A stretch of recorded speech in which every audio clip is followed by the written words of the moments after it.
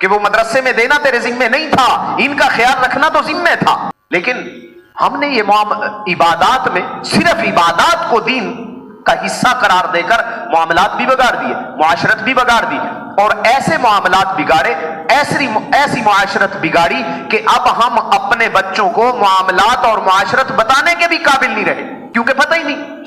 یہ الفاظ ہی ہمارے لیے اجنبی اور نامانوس ہو گئے، نہ جانے یہ باتیں کون سی ہیں، پتہ نہیں اس سے پہلے تو ہم نے کبھی یہ باتیں نہیں سنی، یہ تو حصہ ہے۔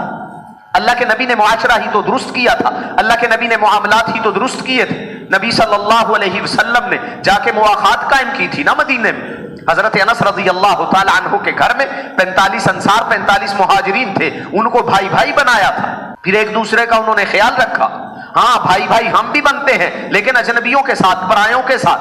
ان کا معاملہ صرف اجنبیوں پرایوں کے ساتھ نہیں تھا، ان کا معاملہ گھر میں بھی ایسا تھا جیسا اجنبیوں کے ساتھ تھا، گھر میں زیادہ اچھے ہوتے تھے، رشتہ داروں کا خیال زیادہ رکھتے تھے۔ کچھ چیزیں نا ہم نے ایک تو اپنا ذوق بنا لی، ایک ہوتا ہے تقوی، ایک ہے تقوی کا ذوق، ایک ہے فتویٰ، ان تینوں چیزوں میں فرق ہے، فتویٰ اور چیز، تقوی اور چیز، تقوی کا ذوق اور چیز ہے۔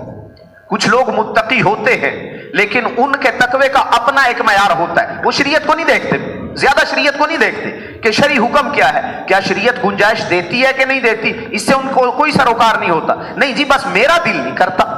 دل کی بات تو شریعت نے نہیں کی، شریعت تو کہتی ہے قرآن و سنت میں کیا ہے، تمہارے نبی کا طریقہ کیا ہے، شریعت تو یہ کہتی ہے۔ جیسے کچھ علاقوں میں رواج ہے، اور ابھی بھی کچھ جو بڑی عمر کے ہو گئے نا، یہ بوڑھوں کو زیادہ پتہ ہے، پہلے یوں ہوتا تھا اپنی اولاد کو اگر والدین کے سامنے گود میں اٹھا لیا نا تو والدین بے غیرت قرار دے دیتے تھے، اب بھی ہے کچھ علاقوں میں یہ کلچر، اب بھی ہے، شریعت کے خلاف ہے، لیکن اس کو غیرت کا نام دیا جا رہا، اس کو حیا کا نام دیا جا رہا، جو شریعت کے خلاف ہو نہ وہ غیرت ہے نہ وہ حیا، وہ ذوق ہے، اپنا ذوق دوسروں پہ مسلط کرنا یہ دین نہیں ہے، یہ ہرگز دین نہیں ہے۔ جن چیزوں میں شریعت نے گنجائش دی ہے، جن چیزوں کو، اسی لیے تو غالباً قعقاع بن معبد رضی اللہ تعالی عنہ دیہات والے تھے، اور اللہ رب العزت نے قرآن مجید میں کہا ان من الاعراب اشد کفرا ونفاقا، یہ کفر اور نفاق میں بھی بڑے سخت ہوا کرتے ہیں۔ تو اللہ کے نبی صلی اللہ علیہ وسلم حضرت حسن و حسین دونوں کو گود میں اٹھائے ہوئے تھے، دونوں کو، اور کبھی ایک کا بوسہ لیتے کبھی دوسرے کا بوسہ لیتے۔ انہوں نے دیکھ کے کہا کہ میرے تو 10 بچے، میں نے تو کبھی کسی کو یوں بوسہ نہیں دیا۔ اللہ کے نبی صلی اللہ علیہ وسلم نے ارشاد فرمایا اگر اللہ تیرے دل سے رحم نکال لے میں کیا کر سکتا ہوں، تو اللہ کے نبی کیا قرار دے رہے، بلکہ حضرت ام الحارث ام الفضل لبابہ بنت الحارث، حضرت عباس رضی اللہ تعالی عنہ کی اہلیہ،